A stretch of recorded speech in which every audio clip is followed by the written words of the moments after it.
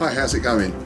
In most of my vlogs, in most of my uploads in fact, I talk about movement. I tend to mention movement quite a lot, and with good reason, because to me it's one of the fundamentals of Systema, one of the fundamentals of our training. Of course we have three other pillars as well: our breathing, our tension relaxation and our posture, and you can't really separate any of them out because they all support each other.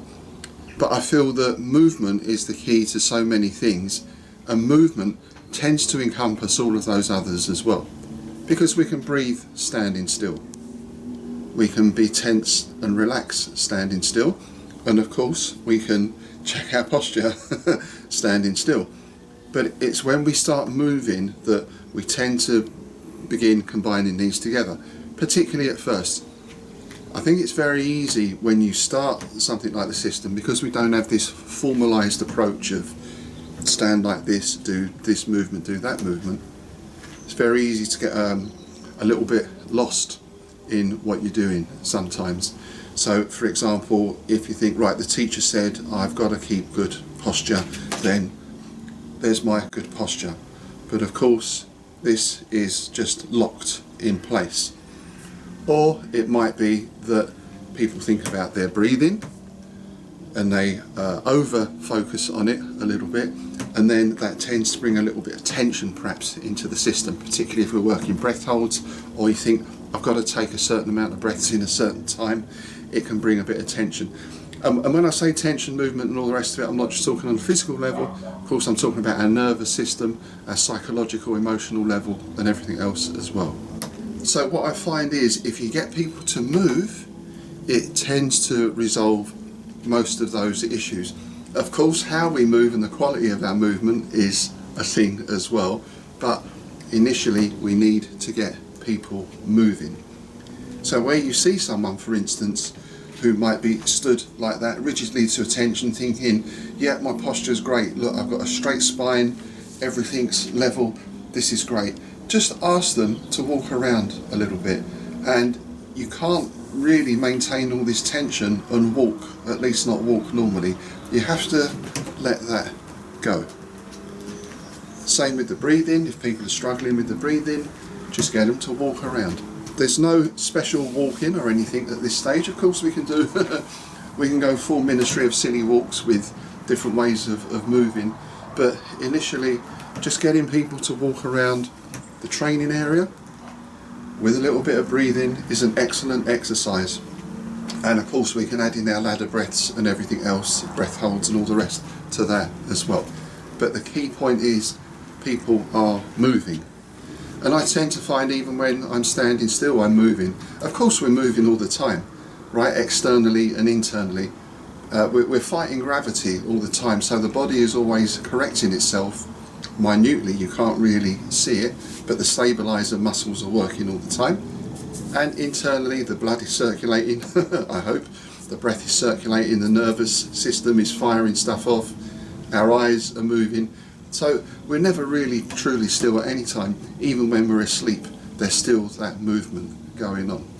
So establishing our base levels of breathing and tension and posture are very important, of course, and it's easier to do that static at first. But at some point we have to introduce movement into that. Then it becomes a case of this, as I've spoken about before, this idea of self-monitoring. Because even if I'm walking from here to here, I can walk with a lot of tension. I can fall into my step, so I'm bringing impact up into the knees especially. Or I can think about my posture, I can think about my breathing, and my walking will be very relaxed and natural. It's very easy to change direction from this position. It's very easy to lift a foot to kick. It's very easy to move the arms in order to defend myself or to do something. And again, none of this has to be in a self-defense context. The main thing I teach in my health classes is movement and breathing, working the two together so people learn to integrate the breath and the movement. In fact, the breathing will lead the movement to some extent. And that is for all age groups, from 18 to 80. Everyone can get something out of movement, even if movement is restricted because of some condition or something else.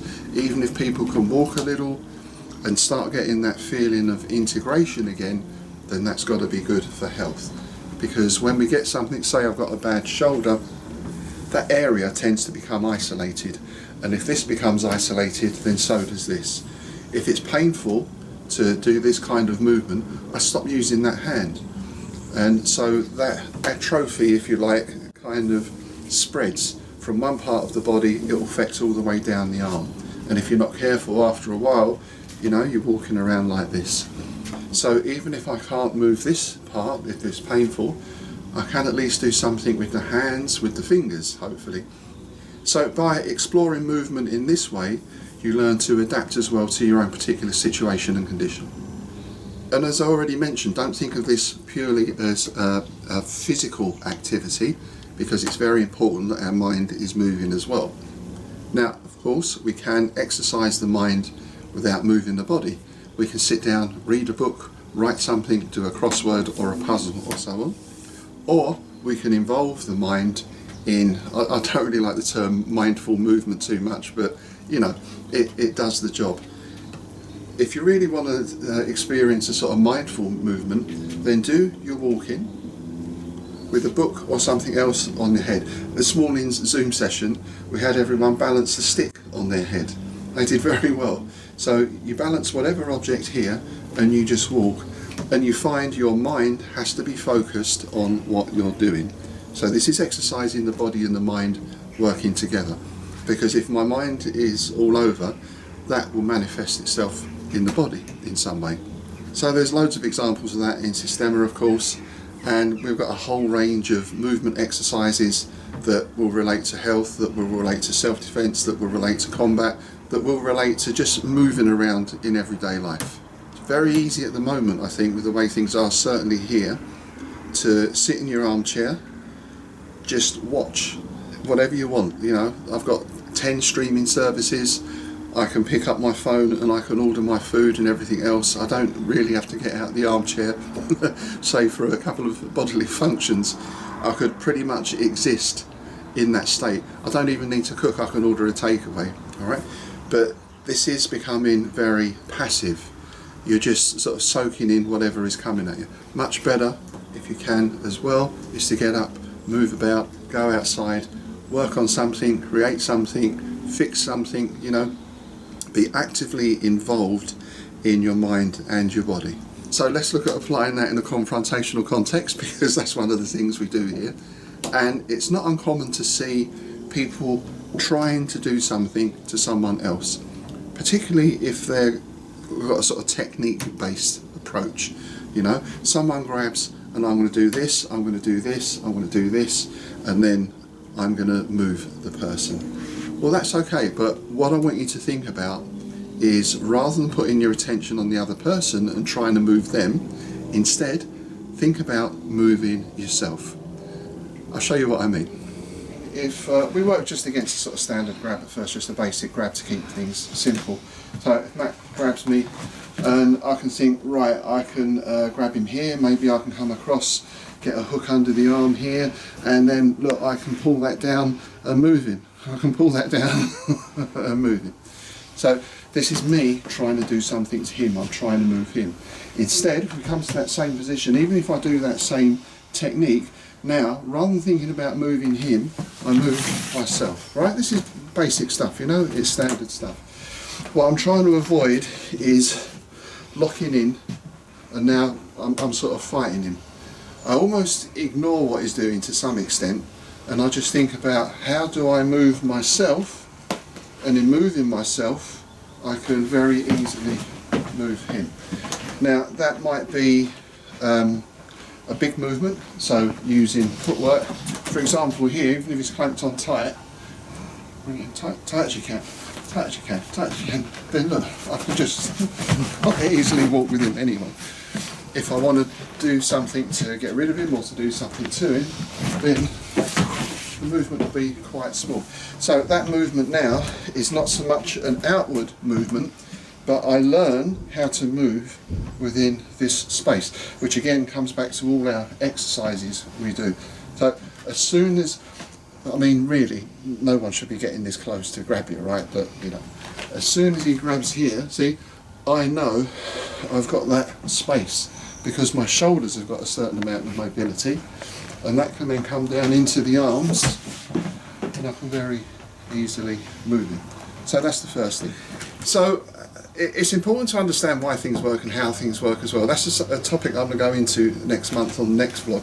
But just one little thing that Matt just mentioned actually with this is if you grab again, even if I move myself, but if I move myself with the idea of trying to move Jay, see, I get that tension again and I'm locked in.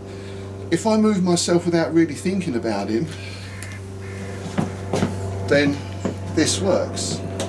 One of the reasons it works, and this is the big secret for certain styles to do a lot of this kind of thing, not Systema, we just talk about this from day one. If Jay grabs and he holds on tight, all I have to do is lift a little, and you see he's already off balance. I've taken his balance. So even from there, if I lift, if I just now relax down, then he's moving. So of course I can amplify that, I can make it a larger movement, I can make it a smaller movement, and there's nothing to say I just have to do one thing. So if I've got him moving this way, there's his balance, and then I come back the other way, then that's how this works.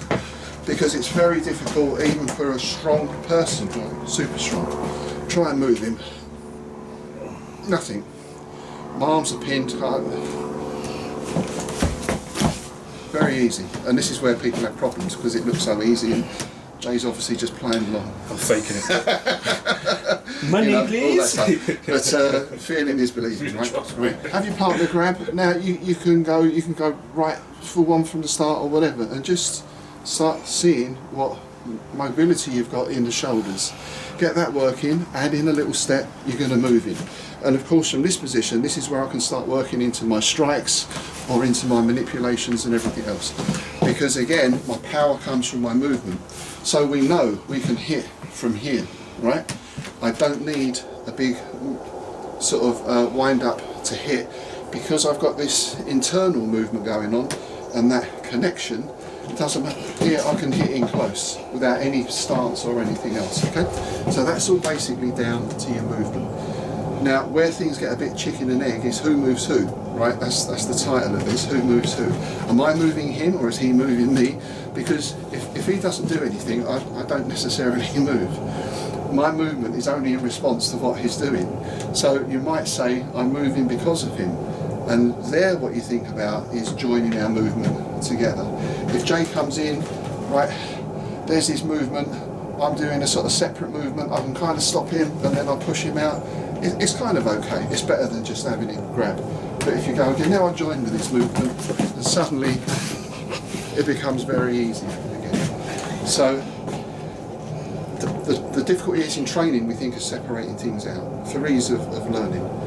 In reality, we're trying to join everything together as much as we can, because if I'm joined with him and moving with him, it becomes that much easier to deal with. Just one other note on this before we go. Again, with all these things you can go on, and there's all these little sort of branches we could take. But one thing here, so I've got two options. When I move, I expand out. I've got that lift and that expansion, so we know I can take the balance and move it. But I might do that and it's not working. So the temptation then is to try and apply my tension, and that's not going to work either. Instead, rather than relax and open up, I relax and compress and sink down. It's like I'm putting my weight into him now. I'm still doing that little bit of movement, but again, I can work. So my movement is either expanding out, inhale, or contracting in, exhale. But both times I still have to join that to the other person. So there we are. I hope that's given you a few ideas.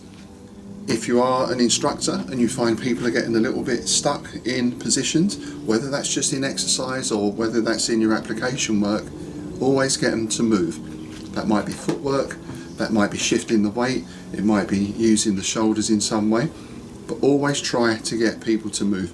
And as the expression goes, movement is the enemy of fear. So if people are getting very nervous in their training, for example, then just put in some movement to help them release that fear, release that tension. Of course, by the same token, people might be moving around too much and might be getting very agitated, in which case you need to do the reverse and you need to bring them back down a bit.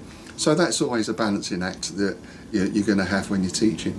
Anyway, hope that's given you some ideas. As always, if you want to access all our current instructional content, then click the join button below for details of how to sign up to our member channel. We're putting out a video pretty much every week on various topics. At the moment, we're just working on some close range work. And of course, through that, you can have direct access. You ask questions and I'll answer, and we're organising Zoom sessions and everything else. As always, if you're enjoying the channel, please do like, share and subscribe. It does help and I appreciate the support. I'll see you next time.